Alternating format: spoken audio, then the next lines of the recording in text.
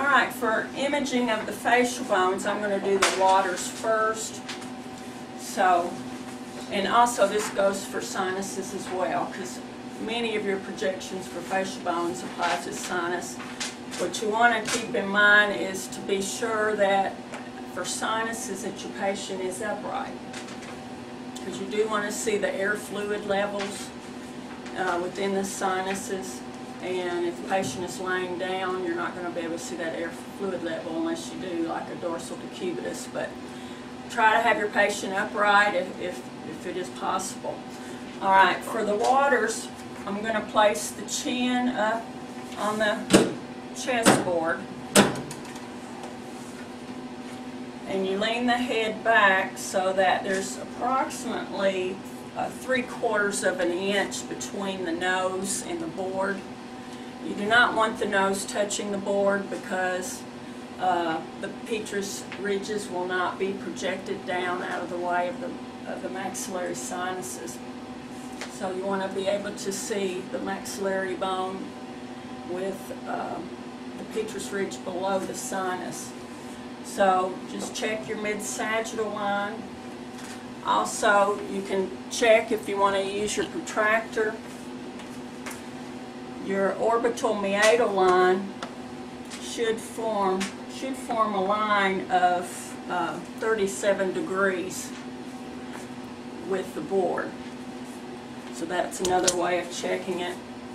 You can also check your mento-meatal line. That is usually pretty much perpendicular to the board.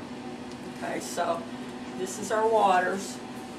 Then we'll have our central ray. You want your central ray to be exiting out at the level of the acanthion. So I can go up just a little bit higher. Okay, this is the left side of the head. So I'm going to place my left marker up here. Okay, I'm going to bring your chin down just a tad, okay? If you have the head tilted too far back, then that's going to foreshorten the orbits so you don't see them as well. Okay, so just check. You only need about 3/4 of an inch between the nose and the board. Okay, next I'm going to do the Caldwell, which is the forehead and nose touching. We had this with the skull. Forehead and nose touching. You're going to angle 15 degrees caudal.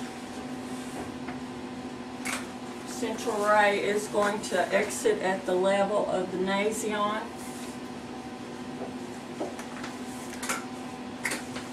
And every time you angle your tube, be sure to adjust your bucky. Just want to make sure that is centered. Okay. And adjust, make sure the mid-sagittal is lined up. Again, mark the correct side of the body. This is the left side, so we're going to put a left marker. Whenever there's an injury to a particular side, with especially when we get into the lateral, you want to place the affected side to the board because you'll see better detail to that side. For sinuses, instead of using the 15-degree angle with the tube, you can also do the Caldwell method with bringing the forehead off of the board and just having the nose touching. In your axial projection, instead of having the 15-degree tube angle, you're going to have the 15-degree tilt of the head. Okay, and you're accomplishing the same thing. Still considered a PA axial, and you know, regarding sinuses, it's recommended that it be done this way because you get a cleaner air fluid level if there is fluid within the sinus. Some chest boards tilt forward, and if that's the case, I would be able to tilt the chest board to meet the forehead at this point, and it would be at a 15-degree angle. Okay. Alright, I'm going to do the right lateral. You just position your head as if you're doing a lateral skull. Just check your interpupillary line, make sure that it's going perpendicular. Check your mid-sagittal line and make sure that it is horizontal. Okay, the right side of her face is up against there, so I'm going to put the right marker. The central ray will be hitting perpendicular. Now for the lateral, for the facial bones, your central ray is going to come halfway between the outer canthus and the EAM.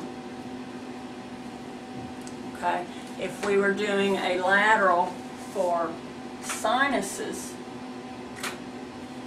the central ray is going to come about an inch behind the outer canthus.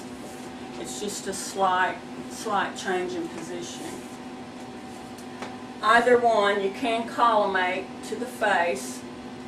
You do not need this posterior portion of the skull. Usually if you have the light field going beyond the EAM, you'll have it good enough, because typically your sella turcica is going to be in this area right here. So the sphenoid is the most posterior sinus, and that's right below the sella turcica. Okay, so you can collimate for your sinus and facial. Don't worry about this back portion of the head. Okay, next I'm going to turn Sabrina around. Okay, kind of scoot your chair out from the board a little bit. We're going to do the SMV, and you have the patient put the vertex of the head in the middle of the board. Okay, make sure, double check, make sure that the mid-sagittal line is going perpendicular. I've got my right marker here indicating the right side of the head. The central ray, I'm going to make a little adjustment here. You want to double check your mid-sagittal, because you'll see the central ray going up right up underneath the chin there. But whenever you're doing sinuses, SMV for the sinuses, the central ray is going to cut across till it's about 3/4 of an inch in front of the EAM. If you're doing the SMV for zygomatic arches, you can bring that just a little bit higher to a point where it's about an inch below the outer canthus. Again, both of those positions are very similar. And then you just collimate. And you can see, usually on the shadow on the board, you can see, if you were to touch the cheek, you can see a nice little shadow of your finger touching the outer edge of the cheek. If it looks like your finger's sinking into the cheek, then you need to change your head a little bit, because it should look like your finger is just brushing up against the cheek. When your image comes out and say only one arch visualized, you know, we need both arches. We need to see both arches. So we'll pretend that the left arch visualized, but the right did not. So you can do another method just to get that right to visualize.